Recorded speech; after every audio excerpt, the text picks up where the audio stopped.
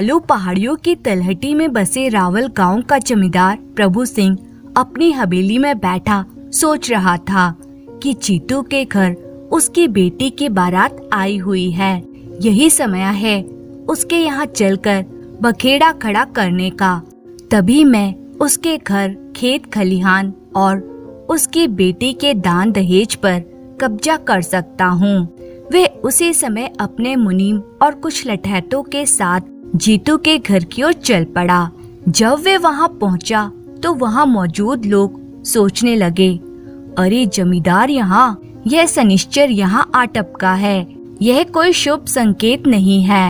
जमींदार के वहाँ आने की खबर सुन जीतू दौड़ा दौड़ा वहाँ आया और कहने लगा, धन्य भाग मेरे जमींदार साहब, जो खुशी के इस मौके पर आप यहाँ पधारे हैं। जमींदार कहने लगा, जीतू, तू बेटी का विवाह इतनी धूमधाम से कर रहा है, पर क्या कभी तूने यह भी सोचा है कि विवाह पर ही अपना सब कुछ खर्च करने के बाद तो मुझसे उधार लिया धन कैसे वापस कर पाएगा?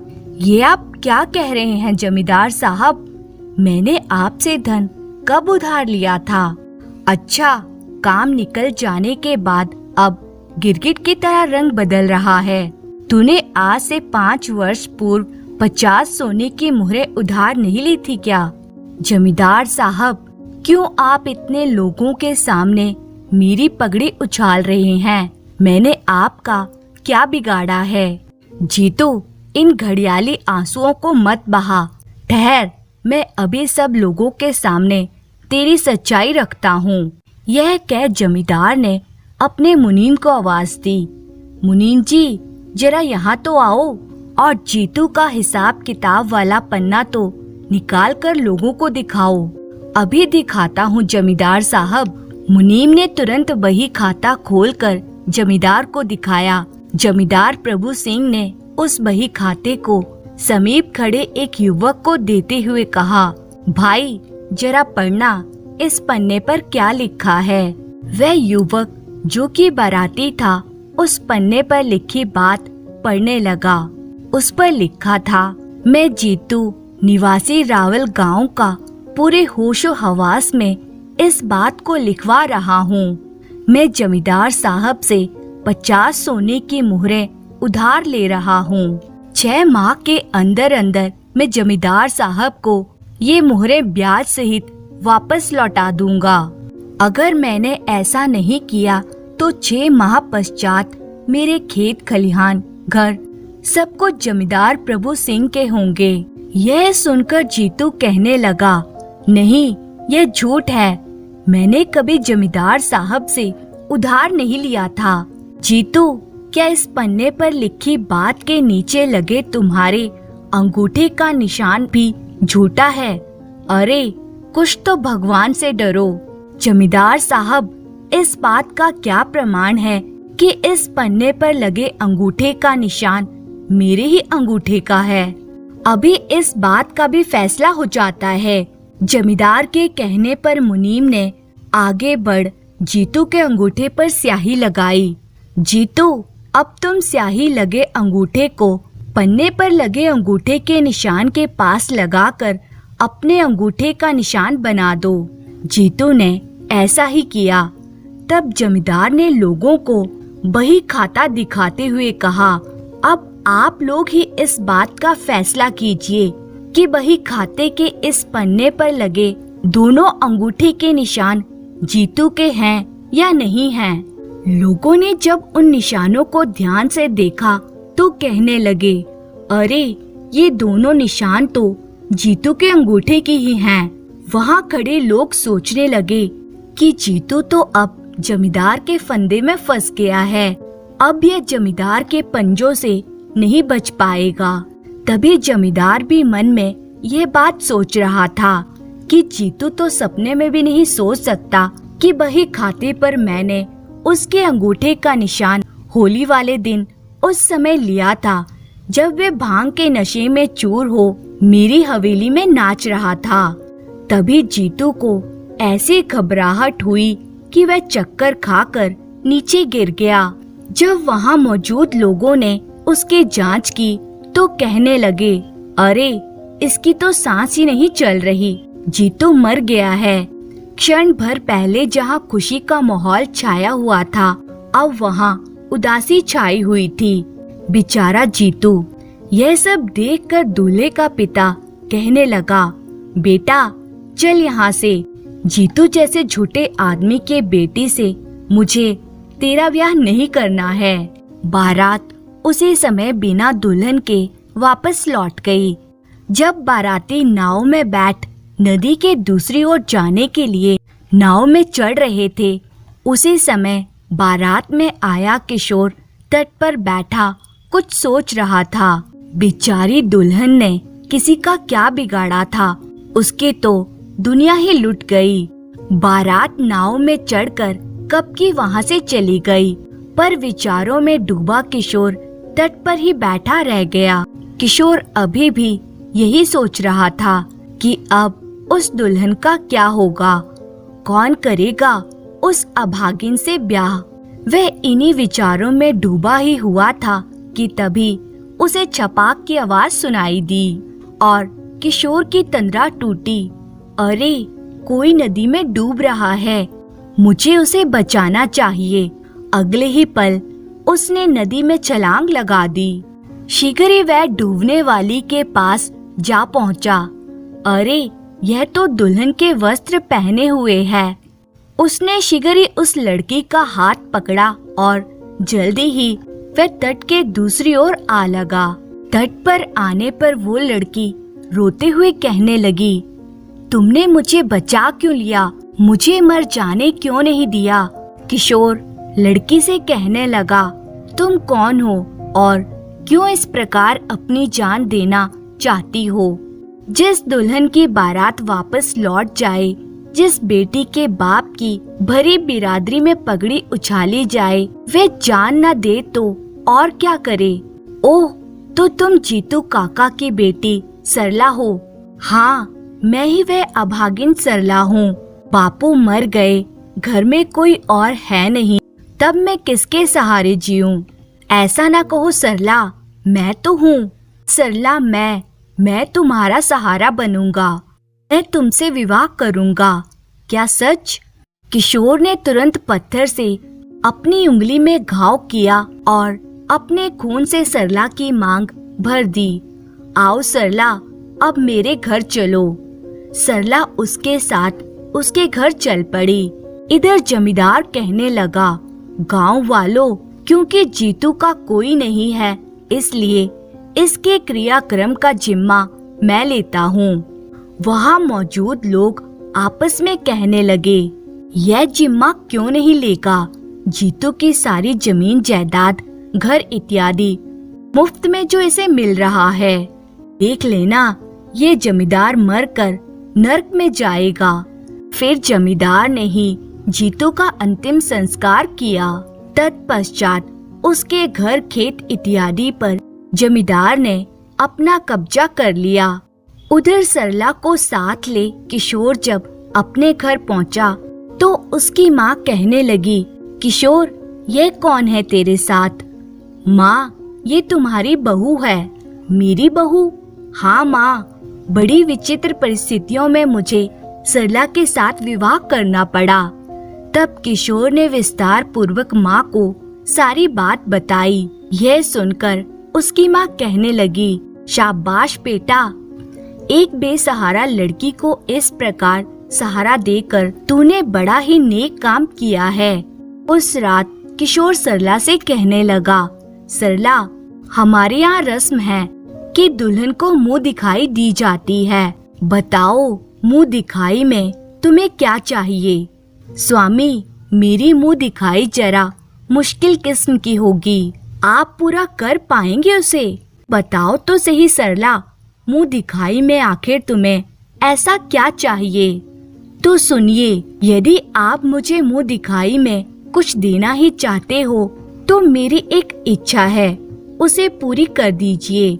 जिस जालिम जमींदार प्रभु सिंह ने मेरे पिता पर जुल्म ढाकर मुझे अनाथ कर दिया था, क्या आप उसे सबक सिखा सकते हैं?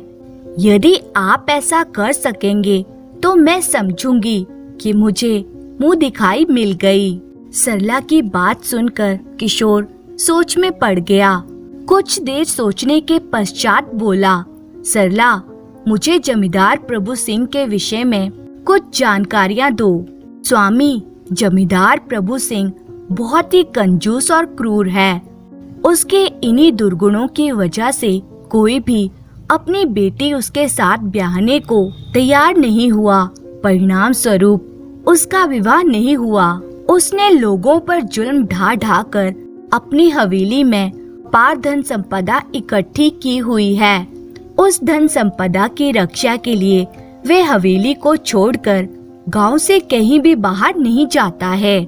उस धन संपदा पर वे नाग बनकर 24 घंटे पहरा देता है। जमींदार के विषय में सब जानकारियां जान किशोर एक बार फिर से सोच में डूब गया। शीघ्र ही उसके चेहरे पर मुस्कान खिल गई और वो कहने लगा, सरला, मैं तुम्हें विश्वास दिलाता हूँ कि मैं जमींदार प्रभु सिंह को अच्छी तरह सबक सिखाकर ही रहूंगा। अगले दिन किशोर अपनी माँ से कहने लगा, माँ, घर में कुछ सोने की मोहरें हो तो दे दो। उनका तुम क्या करोगे बेटा? माँ, उनके द्वारा मैं जमींदार प्रभु सिंह को सबक सिखाऊंगा।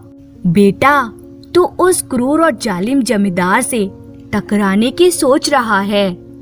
माँ, तुझे अपने बेटे पर विश्वास नहीं है क्या? विश्वास क्यों नहीं है बेटा? मैं जानती हूँ कि तू बहुत ही बुद्धिमान और बहादुर है। फिर जल्दी से वैसा ही कर माँ, जैसा मैं कह रहा हूँ। अच्छा बेटा। माँ ने उसे सोने की मोहरों की थैली ला दी और किशोर गांव के रामू कुम्हार से एक गधा मांग कर ले आया। घर आकर उसने 2 बोरों में मिट्टी के ढेले भरे और उनके ऊपर सोने की मोहरें बिछा दी। तत्पश्चात उन बोरों को गधे पर लादा और रावल गांव की ओर चल पड़ा। शीघ्र ही वह रावल गांव में जमींदार प्रभु सिंह की हवेली के बाहर पहुंच गया और पूछने लगा, क्या जमींदार प्रभु सिंह की हवेली यही है? तब जमींदार के लठैतों ने कहा, हाँ यही है। मुझे किसी आवश्यक कार्य से उनसे मिलना है। फिर कुछ ही देर बाद एक लठैत जमींदार से आज्ञा लेकर वापस द्वार पर आया और किशोर को अंदर ले गया।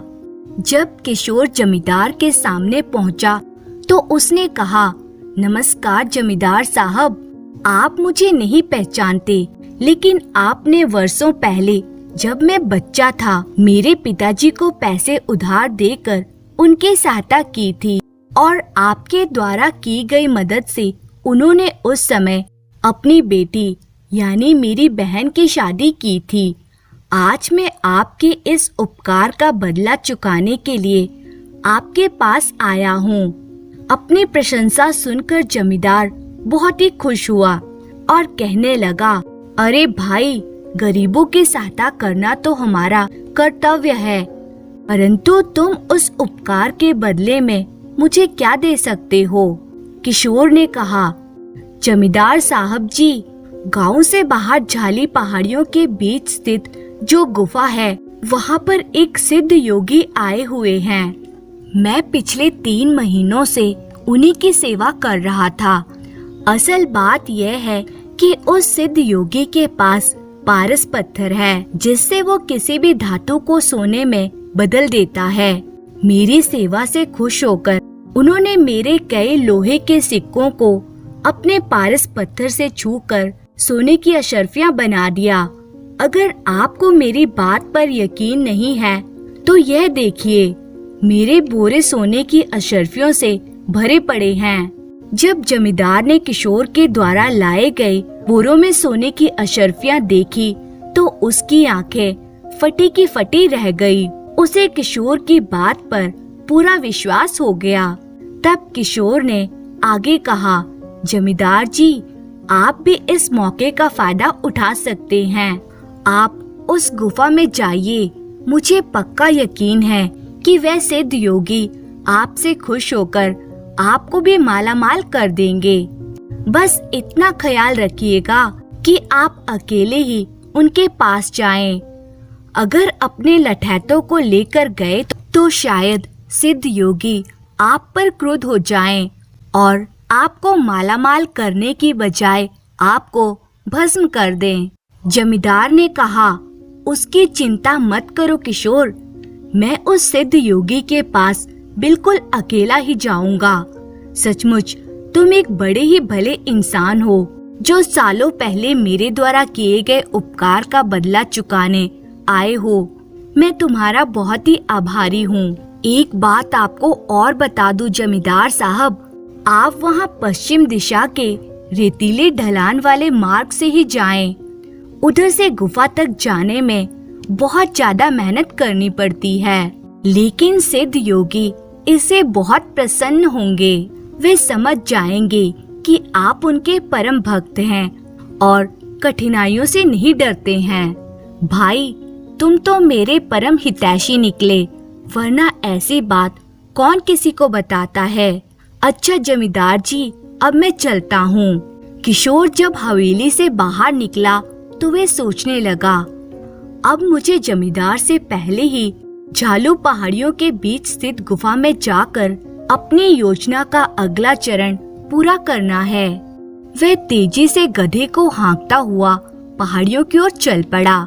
दूसरी ओर प्रभु सिंह सोचने लगा कि मैं सिद्ध योगी के पास जाता हूँ और उनसे पारस पत्थर ही छीन लाता हूँ। अगर मैं ऐसा करने में सफल रहा तो मेरी सारी जिंदगी आराम से कट जाएगी और मुझे सोने की अशर्फियों की कोई कमी नहीं रहेगी।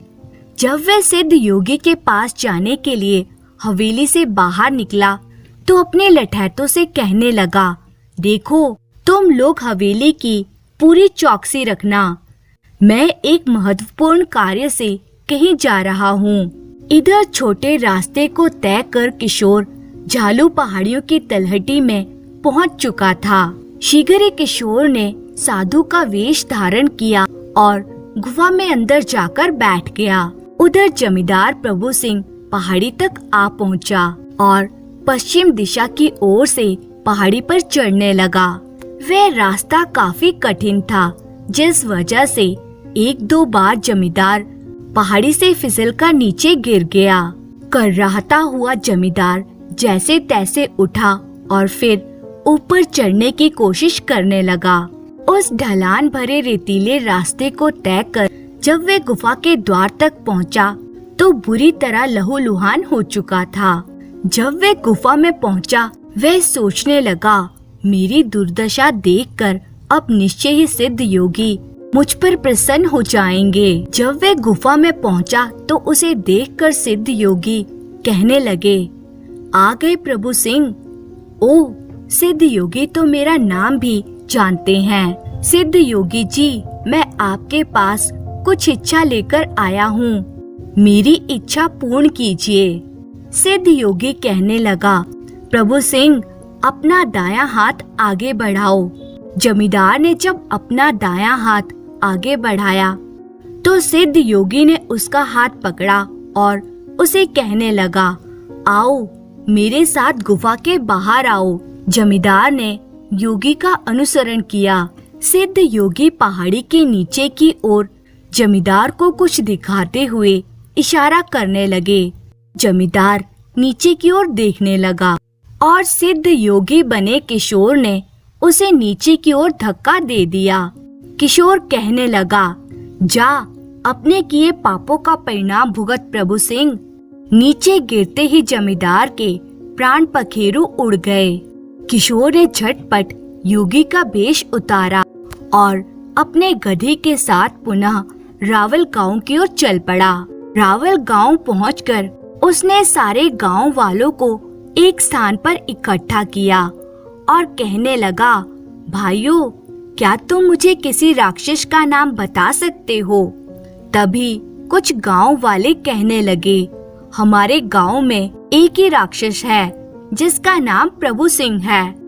उस राक्षस ने बहुत से निर्दोष लोगों को अपने जाल में फंसाकर मौत के घाट उतारा है। आप सभी गांव वालों को ये सुनकर खुशी होगी कि आज वे प्रभु सिंह नाम का राक्षस मौत के घाट स्वयं उतर चुका है।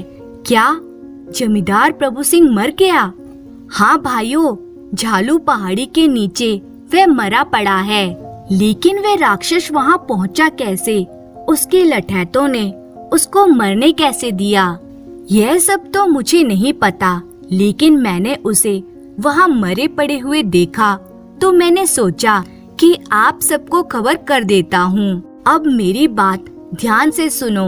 जमींदार के लठैत अभी भी जीवित हैं। हम सब लोगों को मिलकर अब उन्हें यमलोक पहुँचाना है। संगठन में बहुत शक्ति होती है। यदि हम सब मिलकर एक साथ लठैतों पर हमला बोल दें तो वे शीघ्र ही हमारे काबू में आ जाएंगे। तुम ठीक कहते हो भाई। और फिर एक लंबा काफिला जमींदार की हवेली की ओर चल पड़ा।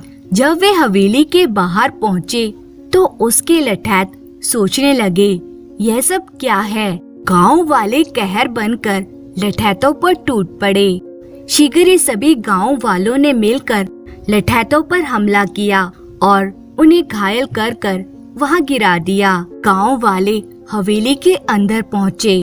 हवेली में पहुंचकर किशोर वहाँ जो धन पड़ा हुआ था उसे देखकर गांव वालों से कहने लगा, गांव वासियों, ये सब तुम्हारा है, इस धन को आपस में बांट लो। गांव वालों ने वहाँ जो भी धन था वे सब लूट लिया। फिर सभी गांव वासी किशोर को कहने लगे, तुम तो हमारे लिए देवदूत बनकर उतरे हो। किशोर हाथ जोड़कर कहने लगा, मैं भी तुम जैसा ही हूँ, मुझे देवदूत ना बनाओ। और फिर किशोर गांव वालों से विदा लेकर अपने घर की ओर चल पड़ा। घर पहुंचकर जब उसने सरला को यह खबर दी कि प्रभु सिंह अब इस दुनिया में नहीं रहा, यह खबर सुनकर उसे बहुत खुशी हुई और वे अपने पति का धन्यवाद करने लगी। अब किशोर, सरला और उसकी माँ सुख से जीवन व्यतीत करने लगे। धन्यवाद। काशीपुर नाम के एक गांव में हरिया नाम का एक आदमी रहता था जो लकड़ी काट कर अपना जीवन यापन करता था। वे अपनी पत्नी के साथ रहता था। जलाऊ लकड़ी से होने वाली कमाई पर्याप्त नहीं थी। भोजन और कपड़ों की हमेशा ही कमी रहती थी। एक दिन हरिया की पत्नी ने उससे कहा, कितने ही दिन देख लो यही कमाई रहेगी, कोई त्योहार नहीं होता, कोई जश्न नहीं होता। इस जलाऊ लकड़ी को काटने और बेचने के बजाय तुम शहर जाकर कुछ काम कर सकते हो। कितने ही सालों तक हम ऐसे ही जीवन व्यतीत करेंगे। ऐसा सुनकर हरिया बोला, देखो, मैं हमेशा तुम्हारी बात सुनता हूँ, कितनी बार तुमको बताना पड़ेगा। मैं इस गांव को नहीं छोड़ सकता। शहर में यहाँ की तरह शांति नहीं है। मैं नहीं चाहता कि अगली बार हमारे बीच फिर से इस विषय पर बहस हो। यह सुनकर उसकी पत्नी बोली, अब मैं क्या करूं? मैं भी यहाँ उस पाप की वजह से हूँ जिसने तुम्हें बांध रखा है। ठीक है, खाना बन गया है, खाओ और जाओ। भोजन के बाद हरिया लकड़ी काटने चला जाता है। आज वे लकड़ी ढूंढते ढूंढते काफी दूर निकल आया था। वह सोचने लगा, आज तो मैं बहुत दूर चला आया, मुझे एक बड़ा पेड़ चाहिए, लेकिन मुझे एक भी नहीं मिला। वहाँ एक पेड़ है पर काफी छोटा है, इससे मेरा क्या होगा? ठीक है, आज के लिए इससे ही काम चलाना पड़ेगा। वो एक पेड़ काटता है और अपने सर पर जलाऊ लकड़ी का एक गट्ठर रखता है और उस लकड़ी को बेचने के लिए जाता है। पर ये क्या, लकड़ी खरीदने वाला कोई नहीं है। फिर सोचने लगा, क्या इन सब लकड़ियों को मुझे घर लेकर जाना पड़ेगा। इतने में ही उसे एक शास्त्री जी ने आवाज लगाई, सुनो लकड़ी बेचने वाले, इधर आओ, ये जलाऊ लकड़ी कितने की है? हरिया ने पूछा। महाराज, आपको सारी लकड़ियाँ चाहिए या आधी? अगर सारी लकड़ियाँ चाहिए तो केवल 10 रुपए में दे दूंगा। शास्त्री जी बोले, मुझे सारी लकड़ियां तो चाहिए, लेकिन तुमने जो दाम कहा है उतने दाम में नहीं, मैं केवल 5 रुपए दे सकता हूँ। हरिया बोला, अरे महाराज, इस कीमत पर तो मैं नहीं दे सकता, पर वैसे मैं थक गया हूँ तो दे दूंगा। 5 रुपए दे दीजिए, पहले ही बहुत देर हो चुकी है। आप मुझे वो 5 रुपए जल्दी से दे दीजिए, मुझे घर भी जाना है और खाना भी खाना है। शास्त्री जी बोले, ये लो तुम्हारे 5 रुपए, ये सारी लकड़ियाँ वहाँ रख दो। वैसे तुम भूखे लग रहे हो, क्या तुम कुछ खाना खाओगे? सब तैयार है, खाना खाओ और फिर चले जाना। हरिया बोला, मुझे बहुत भूख लगी है, लेकिन अगर मैं खाऊंगा तो आपके लिए खाना नहीं बच पाएगा, रहने दीजिए, मैं घर जाकर खाऊंगा। शास्त्री जी ने कहा, चिंता मत करो, तुम खाना खा लो, उसके बाद भी 10 लोग और खा सकते हैं, उतना खाना है मेरे पास। जब भी तुम्हें भूख लगे तुम यहाँ आकर खाना खा सकते हो। हरिया ने आश्चर्यचकित होकर पूछा, क्या आप हमेशा ही सबको ऐसे खाना खिलाते हैं? शास्त्री जी ने जवाब दिया, जब तक ईश्वर मुझे शक्ति देता है तब तक मैं ये करना चाहता हूँ, आगे फिर भगवान की इच्छा। हरिया बोला, ठीक है, तो मैं आज खाना यहीं पर खाऊंगा। उस दिन हरिया ने शास्त्री जी के घर पर भर पेट खाना खाया। खाना खाने के बाद हरिया शास्त्री जी से बोला, महाराज, आप बहुत अच्छे और उदार दिल के हैं, ऐसा अच्छा काम करने में मैं आपकी मदद करना चाहता हूँ। अब से मैं 10 रुपए वाली कीमत की लकड़ियाँ आपको 5 रुपए में दूंगा, ठीक है? तो अब मैं चलता हूँ। शास्त्री जी ने कहा, ठीक है, अब तुम सकुशल जाना। हरिया ने अपनी काटी हुई सारी लकड़ियाँ शास्त्री जी को 5 रुपए में दे दी और घर के लिए निकल पड़ा। घर पहुंचा तो उसकी पत्नी ने पूछा, क्या हुआ, इतनी देर तक क्या कर रहे थे? क्या आज तुमको कोई अच्छा सौदा मिल गया? लाओ पैसे। यह सुनकर हरिया बोला, देखा जाए तो सौदा अच्छा नहीं था, 5 रुपए मिले हैं, रोज से कम ही हैं, ये लो। पत्नी बोली, क्या सच में मुझे 5 रुपए दे रहे हो? मैंने सोचा था कि जितना तुम रोज देते हो उसे दुगना तो दोगे, लेकिन तुमने मुझे उसका आधा ही दिया है। तुम इतने लंबे समय से कहाँ थे, क्या कर रहे थे? हरिया ने बताया, अरे मैं लकड़ियाँ बेचने निकला था, पर कोई खरीद ही नहीं रहा था, तो मैं हमारे पास के गांव गंगापुर में शास्त्री नाम के एक ब्राह्मण के घर गया था। वहाँ पर जो भी जाता है वो उन्हें प्यार से खाना खिलाते हैं। ऐसे लोगों के लिए हमें कुछ न कुछ जरूर करना चाहिए। यह सुन उसकी पत्नी बोली, फिर तो वह ब्राह्मण बहुत पैसे वाला होगा, नहीं तो वो ये कैसे करता? इतने लोगों को खाना देने वाले की तुमने कैसे मदद की? हरिया बोला, वो इतने अमीर नहीं हैं जितना तुम सोच रही हो, बस वे दान की अच्छी भावना रखते हैं। गंगापुर मंदिर के पुजारी हैं, वो अपनी कमाई से ही सबको खाना देते हैं। पत्नी बोली, मैं तो पूछ रही थी कि तुमने उस ब्राह्मण की कैसे मदद की? हमारी आमदनी तो बहुत कम है, हम क्या मदद कर सकते हैं? स्वर्ग जाने के बारे में मत सोचो, पहले धरती के बारे में सोचो। हरिया ने बताया, मैंने उन ब्राह्मण से कहा कि जो लकड़ी मैं लाता हूँ उसे आधे में दे दूंगा और कल से कुछ लकड़ियाँ उनके लिए और बाकी लकड़ियाँ हमारे बेचने के लिए काटूंगा, इतना ही काफी है।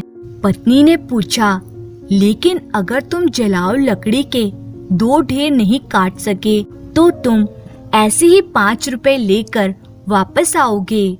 5 रुपए में मैं घर कैसे चलाऊं? तुम ही बताओ। हरिया बोला, जो मैंने कहा है उसे पूरा करने की पूरी कोशिश करूँगा, आगे फिर भगवान की इच्छा। मैंने उन ब्राह्मण के घर खाना खाया है। हरिया हर रोज जंगल से लकड़ियाँ काटता था और शास्त्री जी से किए वादे के मुताबिक सिर्फ 5 रुपए लेता था।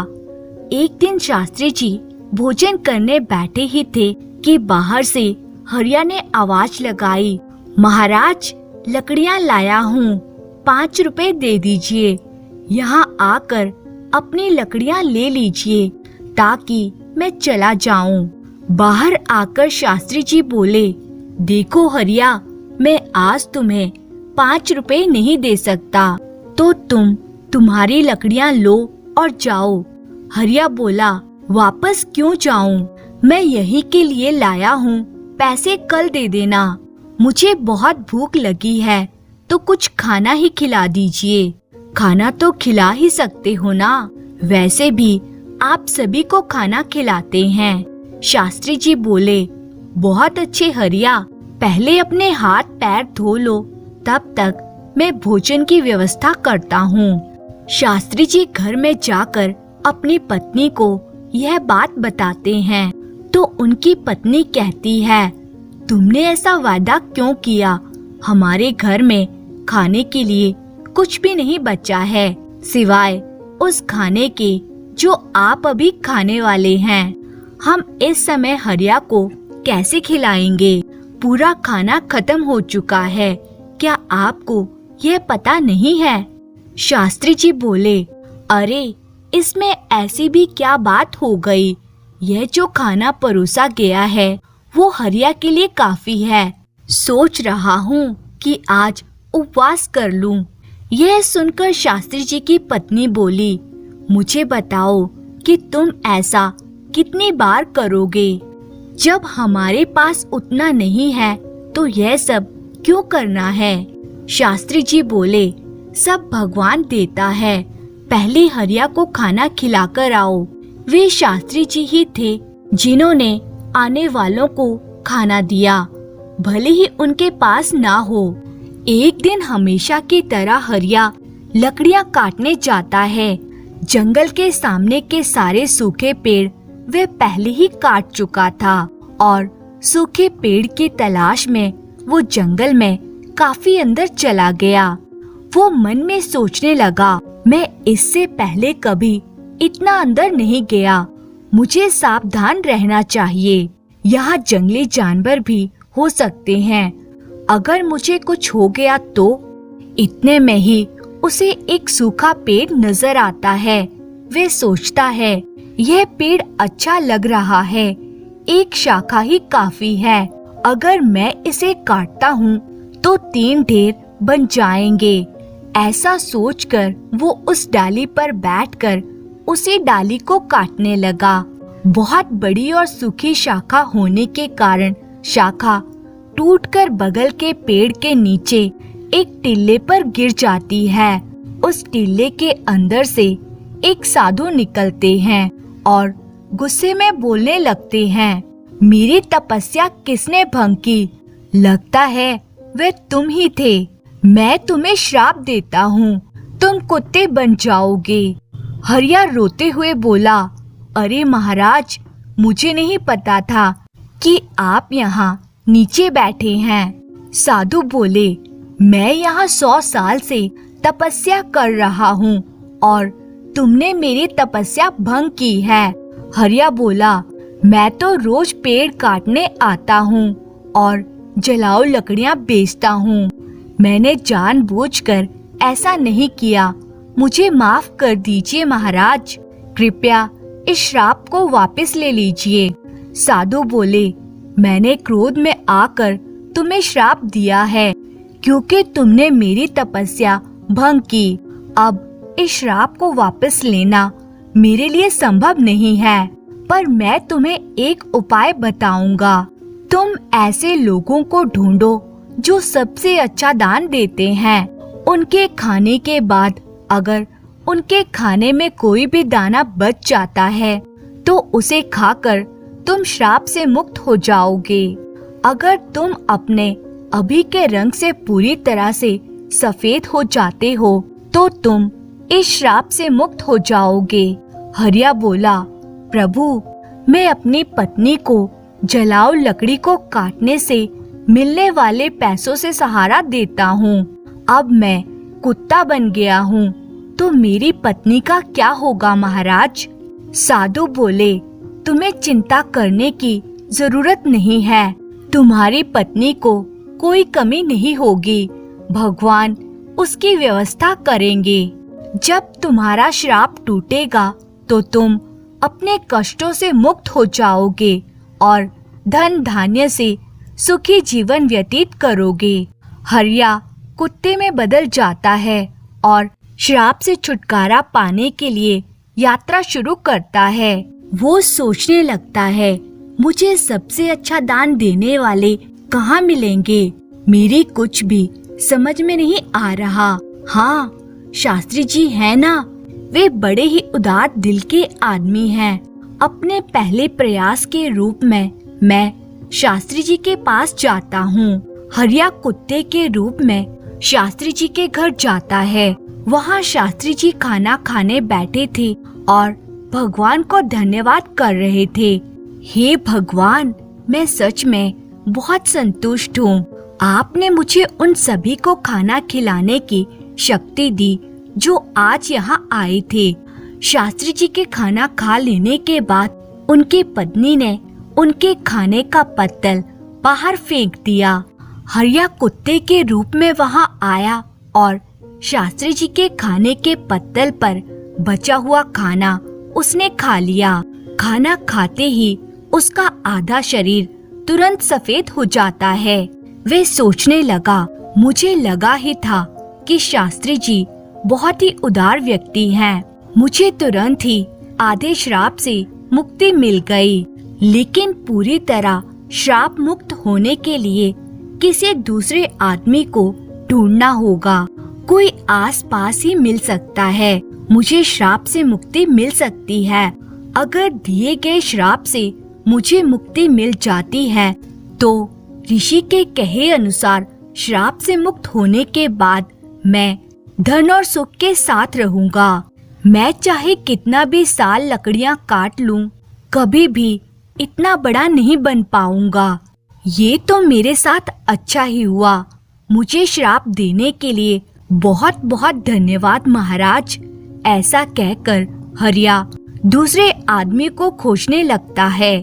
एक दिन संतोष नाम का एक आदमी गौ दान कर रहा था। वहाँ से दान लेने वाला सुरेश गाय को लेकर संतोष के बारे में सोचता है। कितना पवित्र आदमी है और ऐसा वो मेरे साथ ही नहीं, वो कई लोगों के साथ ऐसा कर रहा है। ऐसे लोगों को आशीर्वाद मिलना चाहिए। यह देखकर हरिया सोचता है, वाह वाह, आज मुझे श्राप से मुक्ति मिल जाएगी। ये आदमी शास्त्री जी के समान ही होना चाहिए जो सबसे अच्छा दान कर रहा है। रुक कर देखता हूँ कि वो कब खाना खाता है। संतोष ने खाना खाया और पत्तल को बाहर फेंक दिया। हरिया तुरंत जाकर उस पत्तल में बचा हुआ खाना खा लेता है, लेकिन वो वैसे का वैसा रहता है। वे सोचने लगा, संतोष तो इतना बड़ा दानी है, फिर मेरा रंग क्यों नहीं बदला? मुझे कुछ समझ नहीं आ रहा। वो वापस आकर शास्त्री जी के घर के बाहर बैठ गया। वहाँ बैठे हुए वो देखता है दो लोग आपस में संतोष के बारे में बात कर रहे थे। उनमें से एक बोला, संतोष हमेशा गांव के बाहर वालों को बुलाकर ही दान देता है। अगर तुम सच जानोगे तो चौंक जाओगे। उसकी सारी गायें 2 महीने से ज्यादा दूध नहीं देती। उसे यह पहले से ही पता होता है और फिर उन्हें बैठकर खिलाना पड़ेगा, इसलिए दान कर देता है। वो कभी दूध देने वाली अच्छी गाय दान नहीं करता। उसे पाप लगेगा। हमारे राजा की तरह कोई भी दान नहीं कर सकता। वो एक महान दानी है। हमारे राजा जी 1 हफ्ते से खाना बांट रहे हैं और कल आखिरी दिन अन्न दान के साथ वस्त्र दान भी करने वाले हैं। वो वहाँ सबके साथ 1 हफ्ते से खाना खा रहे हैं। मैंने कभी भी उनके जैसा धर्मी नहीं देखा। इतने में ही दूसरा व्यक्ति बोला, अरे ये तो कुछ नहीं, उन्होंने हमारे लिए अच्छी सड़कें बनवाई है, हर जगह कुएं और तालाब भी खुदवाए हैं। मतलब उन्होंने बहुत कुछ किया है। ऐसा धर्मी मैंने कहीं नहीं देखा। यह सब सुनकर हरिया ने सोचा, मैं जिस दूसरे आदमी को ढूंढ रहा था, अवश्य ये वही राजा है। अगले दिन हरिया राजमहल के बाहर पहुंच गया, जहां राजा सबको दान दे रहा था। राजा के खाना खाने के बाद सैनिक उस पत्तल को बाहर फेंक देते हैं, जिसमें राजा ने खाना खाया था। यह देखकर हरिया वहां जाता है और पत्तल में से खाना खाता है, लेकिन उसका रंग फिर भी नहीं बदलता। वह सोचने लगता है, राजा तो इतना बड़ा दानी है, फिर आश्चर्यजनक रूप से इतने महान दानी राजा का भोजन करने के बाद भी मेरा रंग क्यों नहीं बदला? यह श्राप तो दूसरी तरह का लग रहा है। मुझे तुरंत उस ऋषि के पास जाना चाहिए जिसने मुझे ये श्राप दिया है। वो सीधा उन ऋषि के पास पहुंच जाता है। उसके आधे बदले हुए रंग को देखकर ऋषि उससे कहते हैं, ऐसा लगता है कि तुम्हें अभी तक केवल एक ही आदमी मिला है, तुम्हारा केवल आधा रंग ही बदला है, क्या तुम्हें और कोई नहीं मिला? इस पर कुत्ते ने ऋषि को बताया, श्राप मिले हुए बहुत दिन हो गए। शास्त्री जी का खाना खाकर मैं आधा सफेद हो गया। इसके बाद मैंने उनसे भी ज्यादा दान करते लोगों को देखा। उन्होंने जो खाना खाया उसे खाने से कोई फायदा नहीं हुआ महाराज। इसके अलावा हमारे शहर के राजा बहुत धर्मी हैं। 1 हफ्ते तक उन्होंने सबको खाना दिया, कपड़े भी दिए। इतने धर्मपरायण आदमी द्वारा खाया हुआ खाना खाने के बाद भी मैं श्राप से मुक्त नहीं हो पाया। इसमें कुछ रहस्य है महाराज, मुझे नहीं समझ आ रहा। आप ही बताइए ना महाराज। ऋषि बोले, तुमने जितनों को भी देखा उनमें से संतोष द्वारा दिया गया दान सच्चा दान नहीं था। वो ऐसी चीज दान में दे रहा था जिसकी उसे जरूरत नहीं थी। अगर उसे उनकी जरूरत होती तो वो उन्हें दान ही नहीं करता। ऐसे ही राजा जो कुछ भी देता है उसे दान नहीं माना जाएगा, क्योंकि राजा खुद नहीं कमाता, वो तो लोगों द्वारा दिए करों के रूप में प्राप्त धन को उस राज्य के लोगों पर खर्च करता है। राजा ने 1 हफ्ते तक जो भोजन और वस्त्र लोगों को दान किए हैं, वो लोगों के द्वारा राजा को ही कर के रूप में दिए गए थे। इसलिए राजा ने जो भी दान लोगों को दिया है उसे दान नहीं माना जाएगा। यह लोगों का ही पैसा है और लोगों पर ही खर्च कर रहा है। समझ रहे हो तुम? इसमें राजा का दान कहाँ है? इसलिए राजा ने जो भोजन खाया वो तुम्हें श्राप से मुक्त नहीं कर पाया। देखो, सही दान शास्त्री जी का है। उन्होंने भूखों को खाना दिया, भले ही उन्होंने खुद खाना नहीं खाया, इसलिए उनका दान सबसे अच्छा है। कुछ और प्रयास करो तो तुम श्राप से मुक्ति पाने के करीब हो। समझ गया महाराज, धन्यवाद। हरिया उदास मन से वहाँ से चला जाता है। चलते चलते उसे बहुत जोर की प्यास लग रही थी। वह सोचने लगा, कितनी दूर चला आया हूँ, बहुत भूख लगी है। अच्छा होगा कि पास में कुछ खाना मिल जाए। वहाँ पास में उसे एक बूढ़ा आदमी घड़े में पानी ले जाता हुआ दिखाई दिया। वो बूढ़ा आदमी रोज घड़े में पानी लाता और गर्मी में रास्ते से गुजरने वालों के लिए पानी रख देता। पानी के घड़े रखने के बाद वह बूढ़ा आदमी जो खाना लाया था उसे निकालकर खाने लगता है। भूखा हरिया बूढ़े आदमी के पास जाता है। बूढ़ा आदमी अपने खाने में से कुछ खाना खा लेता है और कुछ खाना हरिया को दे देता है। हरिया उस खाने को खाते ही श्राप से मुक्ति पाकर एक आदमी बन जाता है। उसने बूढ़े आदमी को धन्यवाद किया और वापस लौट आया।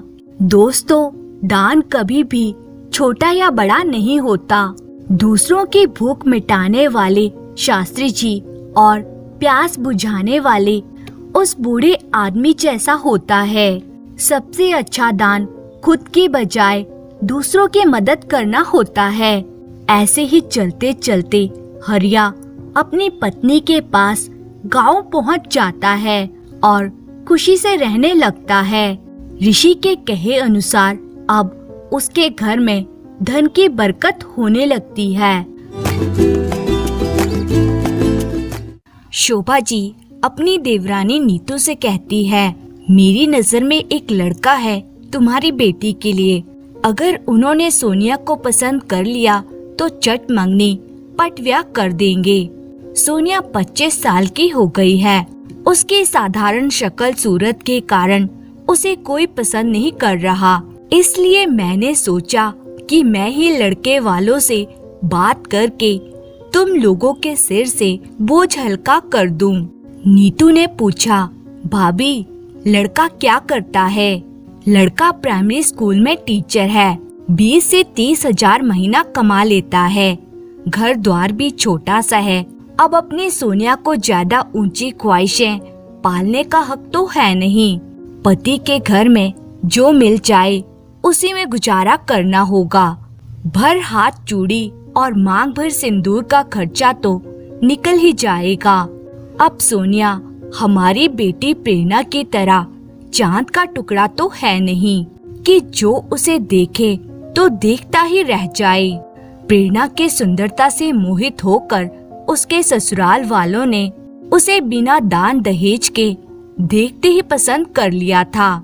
इसी सुंदरता के बल पर देखो आज कितनी सुखी है मेरी बेटी। अपने ससुराल में राज करती है राज। बड़ी बड़ी गाड़ियों में आना जाना, बड़े बड़े लोगों के बीच उठना बैठना है। गहने और महंगे कपड़ों से सजी मेरी बेटी एकदम महारानी लगती है। अब ज्यादा क्या बोलना, मेरी ही नजर न लग जाए मेरी बेटी को। बड़ी मुश्किल से रिश्ता लाई हूँ सोनिया के लिए। हाँ में ही अपना फैसला देना। इससे पहले भी 4-5 बार लड़के वालों ने सोनिया को देखते ही रिश्ते से इनकार कर दिया था। सोनिया के माता पिता शोभा जी की बातें चुपचाप सुन रहे थे। शोभा जी और नीतू जी दोनों एक साधारण परिवार की बहू थी। रिश्ते में देवरानी जेठानी थी। शोभा जी की बेटी प्रेरणा जो बहुत खूबसूरत थी और घर पर छोटे बच्चों को ट्यूशन पढ़ाती थी। पढ़ाने का उसे बहुत शौक था, पर बड़े घर का रिश्ता आया तो कोई कारण ही नहीं था इनकार करने का। चट मंगनी पट ब्याह हो गया। शोभा जी तो बड़े घर में बेटी ब्याह कर बाबरी हुई जा रही थी। शोभा जी को विश्वास ही नहीं होता था कि इतने अमीर घर का रिश्ता उनकी बेटी के लिए आया है। प्रेरणा अपनी बड़ी कार में आती तो मोहल्ले के बच्चे बड़ी कार को छूकर भाग जाते। ड्राइवर बच्चों को डांटकर भगा देता। शोभा जी और उनके पति मोहल्ले में अपनी नाक ऊंची देखकर गर्व करते। शोभा जी हर वक्त अपनी बेटी की संपन्नता का गुणगान करती। यहाँ तक तो ठीक था, पर अपनी बेटी की किस्मत के आगे किसी को भी कुछ नहीं समझती। अपनी देवरानी की साधारण शक्ल सूरत की बेटी सोनिया पर हमेशा तांज कसती। खैर, आरब और उसके माता पिता सोनिया को देखने आए। सोनिया को देखने के बाद आरब के पिताजी ने कहा, हमें आपकी बेटी पसंद है। शादी बिना दान दहेज के कुछ करीबी रिश्तेदार और मित्रों की मौजूदगी में होगी। आप लोग ज्यादा परेशान ना होइए। शादी में सोनिया के पिता द्वारा प्रेरणा और उसके ससुराल वालों को भी निमंत्रित किया गया था, लेकिन शादी में अकेली प्रेरणा ही आई थी, जो अभी अभी अपनी बड़ी गाड़ी से उतरी थी। नीतू जी ने प्रेरणा से कहा, अरे बिटिया, अकेले आई हो, दामाद जी साथ नहीं आए। हमने 2-3 बार फोन करके उन्हें आमंत्रित किया था। प्रेरणा कुछ बोलती इससे पहले ही शोभा जी बोल पड़ी, इतनी बड़ी गाड़ी में आई है मेरी बेटी, वह क्या कम है। अब हमारे दामाद कोई स्कूल के टीचर तो है नहीं कि उन्हें जब चाहो तब छुट्टी मिल जाए।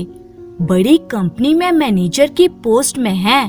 फिर नीतू जी ने आगे कुछ बोलना जरूरी नहीं समझा, पर प्रेरणा का चेहरा कुछ बुझा बुझा सा लग रहा था। सच्चाई तो यह थी कि प्रेरणा के ससुराल वाले निम्न मध्य वर्गीय शादी में शामिल होना ही नहीं चाहते थे। 2 साल की शादी में प्रेरणा के ससुराल वाले कभी उसके मायके नहीं आए। सोनिया के परिवार में उसके माता पिता, एक छोटा भाई और एक बहन थी। उन्हीं के घर से लगा शोभा जी का परिवार था। सोनिया जब पहली बार मायके आई तो उसके चेहरे की रंगत ही बता रही थी कि वह ससुराल में कितनी खुश है। कुछ दिनों बाद उसके पति आरब उसे लेने आए। उसके सास ने यथाशक्ति सबके लिए उपहार भिजवाए। वे उपहार छोटे थे पर देने की भावना बड़ी थी। आरब भी घर के सदस्य की तरह व्यवहार करता, ना कि मेहमान बनकर रहता। सोनिया की माँ ने आग्रह करते हुए कहा, दामाद जी, खाना लग गया है, खाना खाने चलिए। केवल 3 थाली देखकर आरब ने पूछा, आप सबकी थाली कहाँ है? उनकी सास नीतू जी बोली, जी पहले आप, सोनिया और सोनिया के पापा खा लीजिए, फिर हम सब भी खा लेंगे। मैं गर्मा गर्म पूड़ी परोसती हूँ, आप बैठिए, खाना ठंडा हो जाएगा। आरब बोला, नहीं माँ, हम सब साथ खाना खाएंगे। सारा खाना आप बाहर ले आइए, हम सब नीचे बैठकर आराम से साथ में खाना खाएंगे। मुझे अपना बेटा ही समझिए, कोई औपचारिकता करने की जरूरत नहीं है। सोनिया पति के सहज व्यवहार से बहुत खुश होती है। वहाँ शोभा जी भी मौजूद थी। तभी खाना खाने के बाद सोनिया अपनी माँ की मदद करने किचन में जाती है। फटाफट बर्तन मांजने लगती है। उसे देखते ही शोभा जी ने तांज कसा, हाँ, ससुराल में भी बर्तन मांजने की आदत छूटी नहीं होगी। काम वाली तो होगी नहीं वहाँ। तेरे लिए तो मायके ससुराल की परिस्थिति में कोई अंतर ही नहीं है, इसीलिए मायके में भी लग गई काम में। जी बड़ी मम्मी, ससुराल जाकर भी मुझे लगता ही नहीं कि मैं ससुराल में हूँ। बिल्कुल अपने घर की तरह लगता है, हर बात की स्वतंत्रता। वहाँ भी मेरी सास मेरी माँ की तरह मेरे पसंद का पूरा ख्याल रखती है, साथ बिठाकर खाना खिलाती है। हम साथ मिलकर सारा काम हंसते बतियाते कर लेते हैं। जैसे मायके में हैंडमेड बैग, टेडी बियर वगैरह बनाया करती थी, वैसे अब ससुराल में भी बनाती हूँ। मेरी सास भी मेरी मदद करती है। सोनिया ने तगड़ा जवाब दिया। कुछ दिन आरब सोनिया के मायके में रहा, लेकिन दामाद नहीं, बेटा बनकर। कुछ दिनों बाद नीतू जी सूटकेस में कपड़े रख रही थी। पड़ोस से शोभा जी ने घर आते ही पूछा, नीतू, तुम लोग कहाँ जा रहे हो? भाभी, मैं आपको बताने ही वाली थी। सोनिया की सास ने सोनिया के जन्मदिन पर पूजा रखी है और हम सबको आमंत्रित किया है। उनके कुछ लोकल करीबी रिश्तेदार और हमें ही आमंत्रित किया है। बहुत मान से बुलाया है, इसलिए 2 दिन के लिए सोनिया के ससुराल हो आते हैं। सोनिया भी खुश हो जाएगी। शोभा जी सोचने लगी कि उनकी बेटी प्रेरणा के ससुराल के किसी भी आयोजन में उन्हें तो शामिल ही नहीं किया जाता है। एक बार नीतू जी की तबीयत कुछ ज्यादा ही खराब हो गई। बुखार उतरने का नाम ही नहीं ले रहा था। उन्हें हॉस्पिटल में एडमिट किया गया।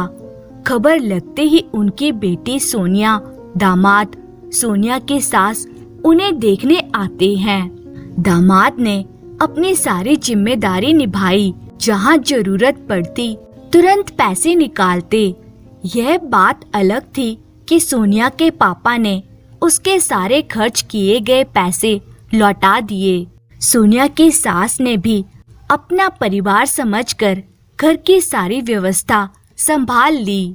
कुछ दिन बाद शोभा जी के पति को पैरालिसिस अटैक आता है। उनके बेटे और सोनिया के पापा आलोक जी ने उन्हें हॉस्पिटल पहुंचाया।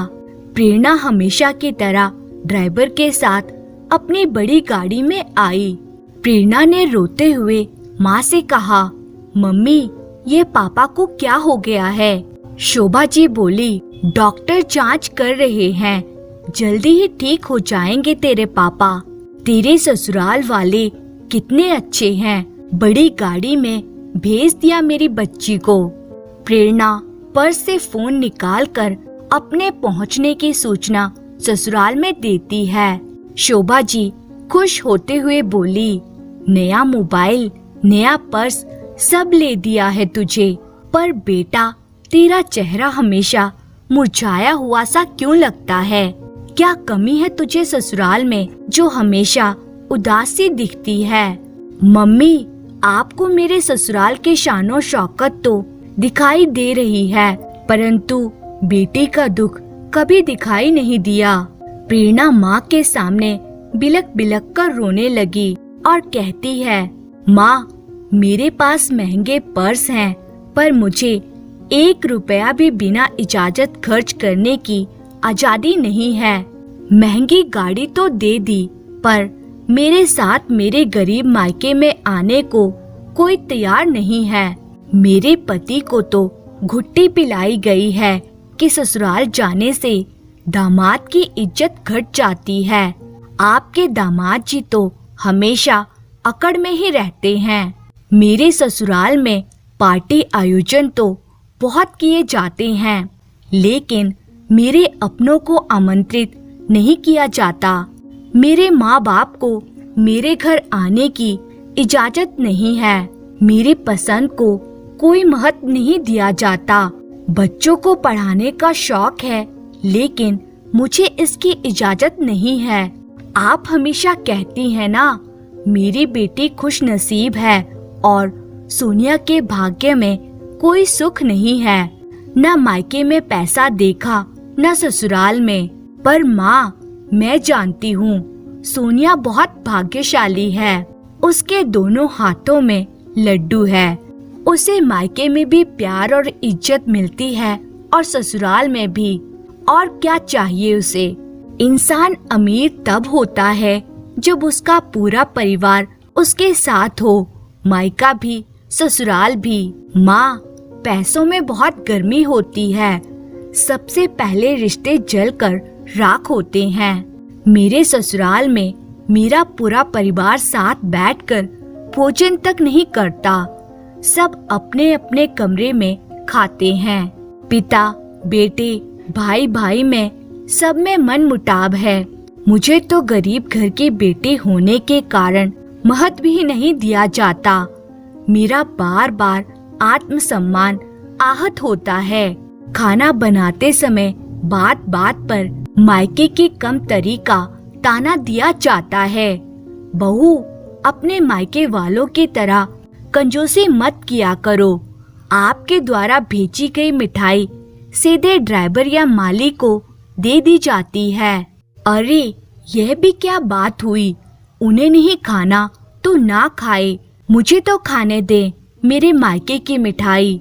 मेरे ससुराल वालों की अमीरी देखकर अब मुझे घिन आती है।